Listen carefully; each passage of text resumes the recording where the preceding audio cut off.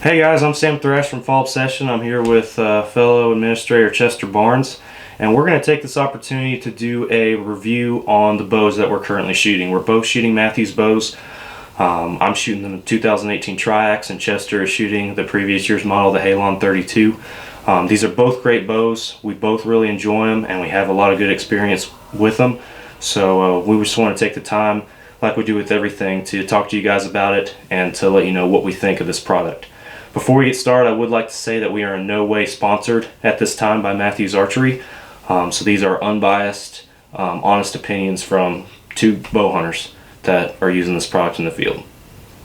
So I'm shooting the 2018 Triax. This bow is 28 inches axle to axle, and that's something that might turn away a lot of people, because if you have a longer draw length and you're familiar with the concepts of archery and bow hunting, you know that with a longer draw length, a longer axle to axle is oftentimes more forgiving. That's always been my thought up till now. You will notice that these cams come about 2 inches off of the riser. So when you're at full draw, your string is still going to be 2 inches away from that axle. So you're really gaining 4 inches total on top of the 28. So in reality, your string angle is only 32 inches. So it's a little bit deceiving in that way, that people think that it's a shorter bow, and it is, but it is a little bit more forgiving than other manufacturers' 28-inch axle-to-axle bows. Alright, so the brace height. The brace height on this bow is 6 inches, which 6 inches is kind of what I like to refer to as the average in the industry today.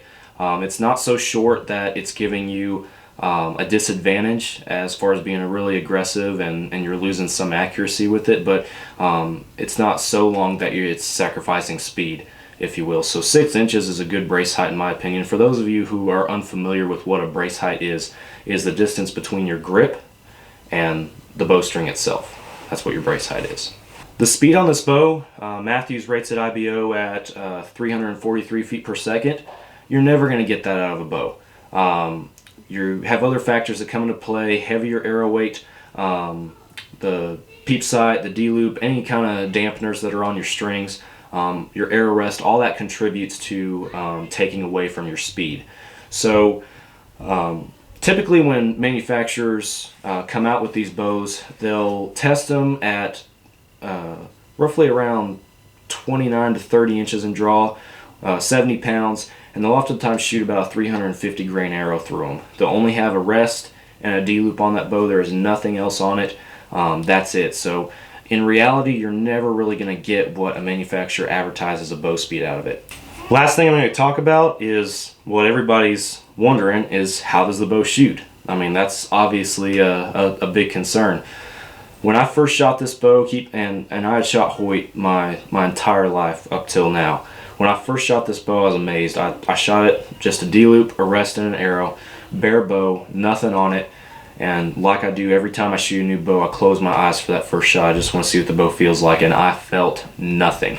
There's no hand shock, there's no vibration that travels through this bow anywhere, and that's without a stabilizer on it. So Mathews has done a really good job, in my opinion, with this bow and building a product that hunters can rely on. You don't have to worry about anything with this bow. It is a smooth shooter. I love it. Hey guys, Chester Barnes with Fall Obsession. As you have seen at the beginning, Sam went with the Triax, and I decided to go with the Halon 32. I've always been a Mathews guy. My last bow that I was shooting was the no cam. Absolutely loved it. It was smooth, very forgiving, and really wasn't any reason to get another one other than just want. So went down to a local archery shop, picked one up, shot it, and just fell in love with it. So this is it. Axle is 32 inches from axle to axle. Brace height is 6. And I will tell you this, there is a difference between the no cam and the Halon, a huge difference. A lot of you guys that are shooting no cams will know that the no cam is very smooth and it's very forgiving. The Halon itself is very smooth. It's probably one of the smoothest draws that I've ever shot, but you can definitely tell a difference between the two. I have shot the Halon now for about 2 months, and it will show you where your weaknesses are. It has been frustrating sometimes. My no cam, I can wing it through, and what would be a bad shot on the Halon would be a so-so shot on the no cam. I'm not trying to tell any of you that you need to go Halon or no cam or Triax, just giving you the facts. The only thing I can tell you guys is shoot the bow. Shoot several of them. Get 2 or 3. We're not telling you to buy Hoyt over Mathews or Mathews over Hoyt or Bowtech or any of those. That's your call. Shoot the one that feels best to you. We like Mathews, so we bought Mathews. So one thing that is different about both the Triax and the Halon series is when it comes to tuning the bows. Chester can tell you, you're never going to find 2 guys more picky about the accuracy of their bows and the tuning on their bows. We spend hours at a time at the archery shop, at the range, finally tuning our bows to make sure that we got that perfect bullet hole when we paper tune it. So we're very picky about it, and probably more picky than some people would like, but again, accuracy is very important to us. When we started shooting the Triax and the Halon, they come with a different concept. It's a totally different concept of tuning. They have what they call top hats. A lot of people know them previously as bushings, the spacers in between the limbs and the cam itself. When it comes to your left and right, it has to be tuned to the shooter. Everybody grips the bow differently, everybody anchors a little differently, so regardless of what you get, whether it's Mathews or not, we recommend that when you get a bow, you have it tuned to how you shoot. That's very important, and it'll help you be a better archer. But when it comes to the top hats, they come in different sizes. You'll have a couple that are about equal size on either side, and then you'll have one that's a little smaller, one that's a little bigger, one that's even smaller and even bigger on our side. And what that's doing, that's shifting the cam over and changing your string angle a little bit as far as the left to right goes, not the up and down. These bows are very finicky. If they're out of tune, you more than likely are going to notice it. Maybe not so much at 20 and 30, but you start reaching out there to longer yardages, 50, 60, 70, you'll see it. And that's really with any bow, but you really see it with these right here. So it all comes down to how your arrow's centered, both up and down and left to right, in your rest and on your knocking point, the timing of your cams, and the positioning of these top hats. So, and I may be going way above and beyond some people's knowledge levels and maybe what some people would even like to know, but all it is to say, when you guys get one of these bows, be sure to ask your bow tech at your local shop about the top hats and about getting it tuned to yourself.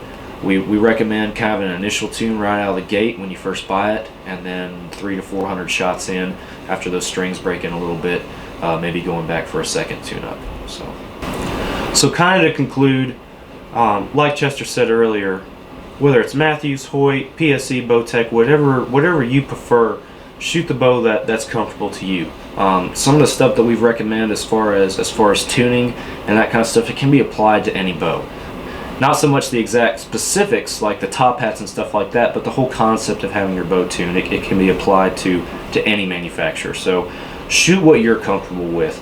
Like Chester said, when you're looking for a new bow, even if you're going to buy it used, if you have the opportunity to go to a shop and shoot that bow prior to purchasing it, even from a private individual, do it.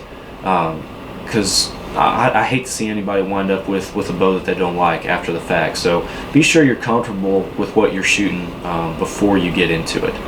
Like we said at the beginning, we're not sponsored by Mathews, and while we do recommend them, obviously, we are shooting them. We want to come at this with the most unbiased perspective as we can.